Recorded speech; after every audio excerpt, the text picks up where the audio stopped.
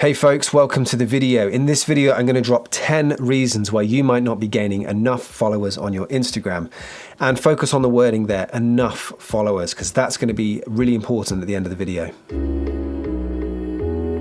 While some of these might be hard to hear, the whole point of this video is to be objective and to help you reach your goals on this social media platform. Reason number one, your content is not grabbing people's attention. So ask yourself this objectively: why would someone stop scrolling to look at my content? While they're looking at it, why would they tap through to my profile? And while they're tapping through to my profile, why would they hit the follow button? You need to start thinking about it this way. Why would someone follow? What are they going to get? Once you figure out why it is that you want to gain followers, it makes it easier for you to create content that is designed to attract that type of follower. And then you can move slowly in that direction over a period of time.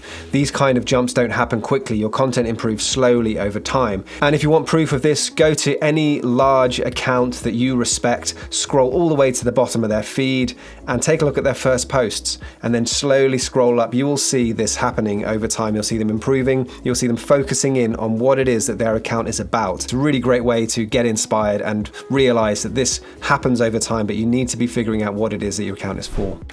Reason number two, you aren't showing enough personality. Now, I'm not saying you don't have enough personality, I mean you aren't showing your personality. The harsh reality of Instagram is if someone wants to see good quality content, they don't really need to be following anybody. I promise if someone hits the follow button, you are the reason they hit the follow button, not the quality of your content. It is you. You created that, your personality, your captions, your creativity. It's all because of you and your personality. So to be clear, this isn't about your personality. This is, are you showing enough of yourself, the person behind your account? You don't have to, but it is a contributor to how many people are going to hit the follow button.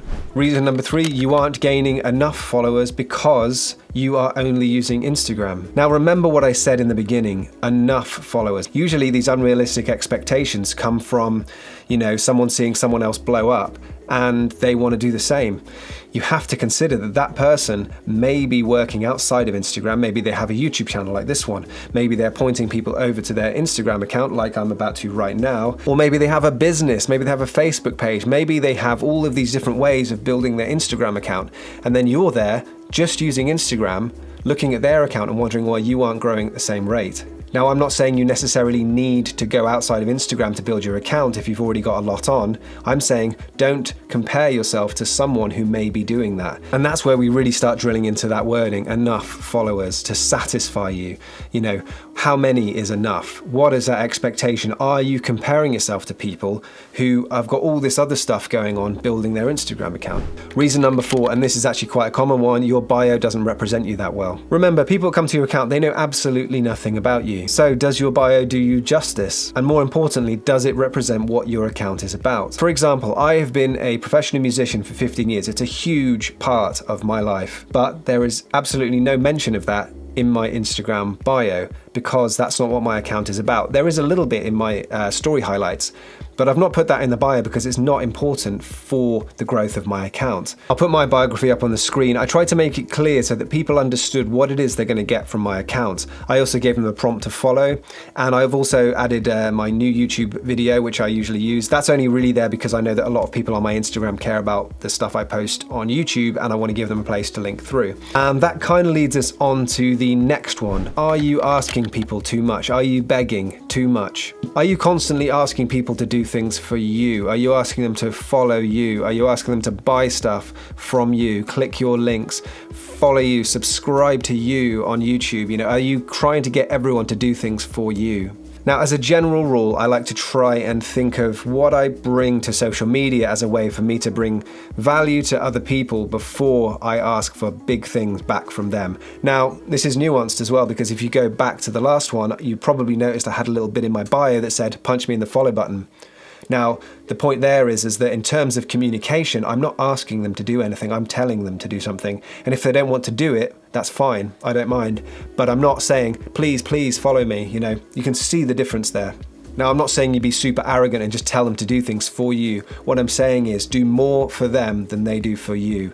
And this will come across in your tone, and people will be more likely to hit the follow button because they will see that you are bringing them value. And just so we're not muddying the water, it's fine to ask questions. In fact, including your audience in your decisions and getting them involved in shaping your brand or your account is actually a really good thing to do. So just do it with confidence. That's all I'm saying. Okay, on to the next one. Your captions are not deep enough. As I said in the last point, give value, give tips, educate, let them into your world. Whatever it is, captions are a really, really good place to do this. I'm talking about the captions of your posts.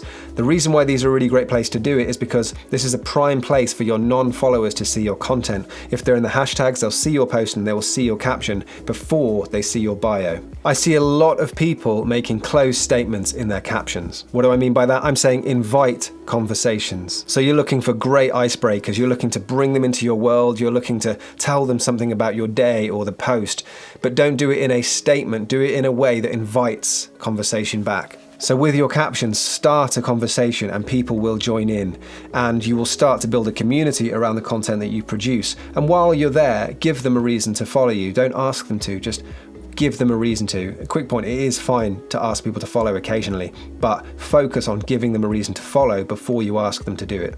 Okay, the next one, and this is a big one. I see lots of people doing this. You aren't engaging in other people's content. Are you just sat on your posts expecting other people to follow you and comment on all of your stuff? Are you posting over and over again, sat on your account thinking, why aren't people following me? I promise you, you will get more followers on your account by engaging with other people's posts. I'm not saying be a robot and get on there and just start saying nice capture, nice capture, nice capture. I'm saying get onto other people's posts and have conversations. Now, real talk, if that sounds like hard work, just remember that that's what you're expecting them to do for you. So there's a kind of theme running throughout here. Give more than you're expecting to take.